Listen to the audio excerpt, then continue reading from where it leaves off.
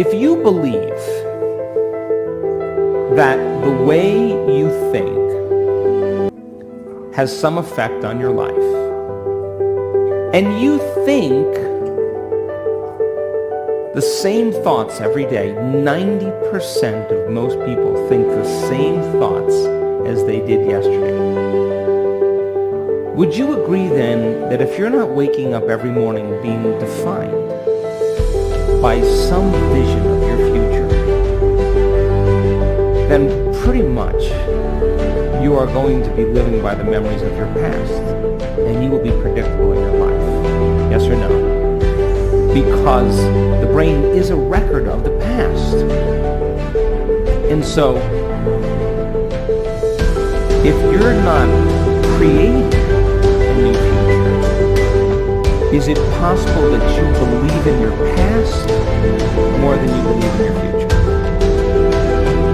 And is it possible then that many people don't want to create a new future because they're more in love with the past than they are with the future? In fact, they romance the past every single day. So then is it possible then that that person in the same brain circuitry and the same emotions of the past are viewing their life through the lens of the past? And they're not seeing things how they are. They're actually perceiving and seeing things how they are. And they're telling a story in their mind that's actually causing them to perceive life equal to that story. Are you with me still? So then, you ask that person, so why are you this way? And they say, I'm so glad you asked, because I get to talk about my past. And as they talk about the incidents in their past, would you agree then that they're saying, that was the event that changed me, and I haven't actually been able to change since that event. That event has defined me as the person I am today. Yes or no? Now, the research on memory says after a period of time, that story that they tell of their past, 50% of it is even true. So they're making stuff up. They are reliving a miserable life they never even had, just to reaffirm, to recreate the emotions, to excuse themselves from changing. So then, most people then, they may say with the 5% of their conscious mind, I want a new life, I want a new relationship, I want a new career, or I am healthy. But if 95% of who they are is subconsciously programmed into the past, then that thought of their health, that thought of their wealth is never going to make it to the body, because the body is programmed into the past. How many people understand? So then if you teach a person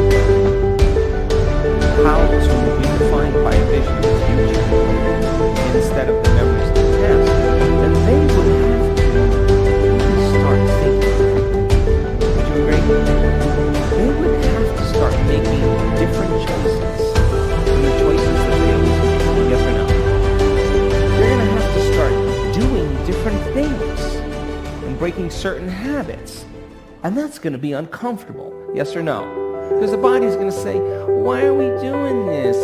It's so much more fun suffering than going out for a walk into joy. I don't know if I believe in joy. I believe in suffering. The body goes back. And so then a person would have to stop talking certain ways. They would have to start staying away from certain experiences with certain people. You know what I'm talking about, yes?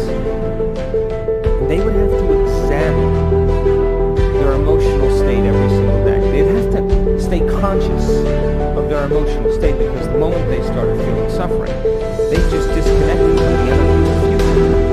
They're back to the energy of the emotions of the past. So then, to people, how to be defined by the vision of the future every single day means they're going to be uncomfortable.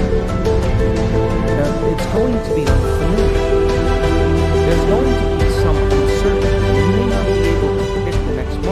because you're no longer feeling like you. That's the moment you just left the known and you stepped into the unknown. Are you with me still? Now, if the body has been conditioned into the familiar past or the predictable future, the body has become the mind of the past or the predictable future, would you agree then the body would say, "What are you doing?" And the body would say, "Listen, let's get you thinking like you've been thinking." And it starts influencing the mind. And people start hearing chatter in their head. And if you respond to just one of those same thoughts, you know, like start leveraging,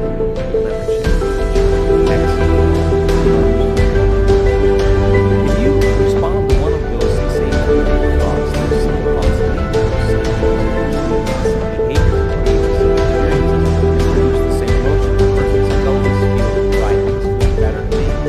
No, they're back to the same color of self. Yes or no? And this is why change is so hard.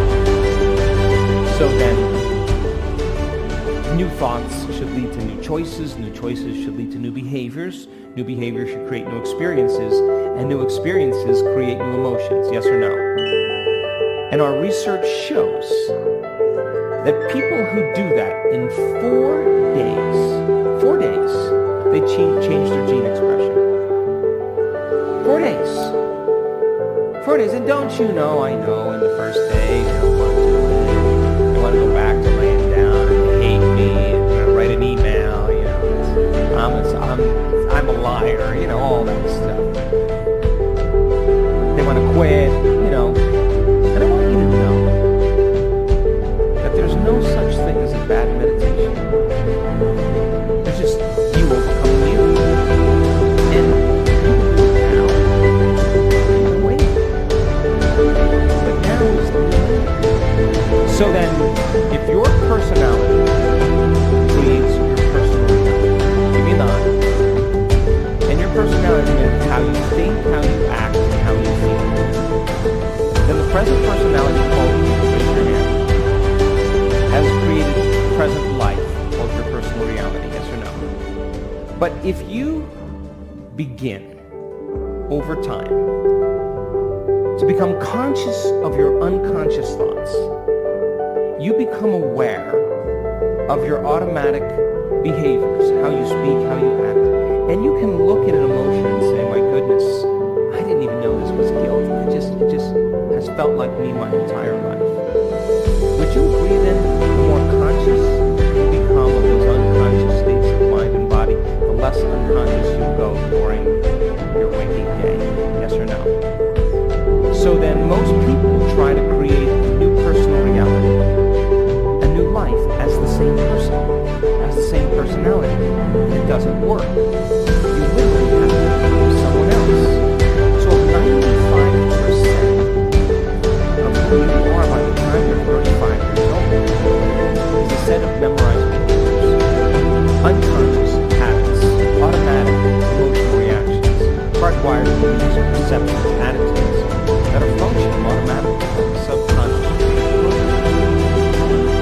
That in order for you to change, you've got to get into the operating system where those automatic programs exist and become familiar with them. Yes or no? And you know, as you begin to observe those thoughts, become aware of those actions, notice those feelings, all of a sudden you're no longer immersed in the program.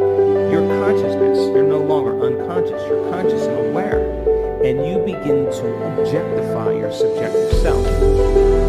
And if meditation means to become familiar with, then the more familiar you become with, "I can't, I want to quit, this is too hard," the more aware that that is a thought standing in the way between you and something that you truly want. You'll listen less to that voice in your head in your waking day. And if you just said,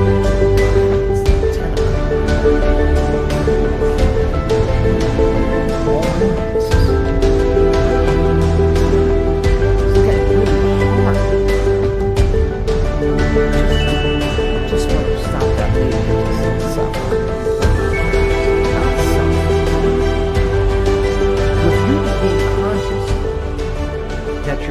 body wanted to do that.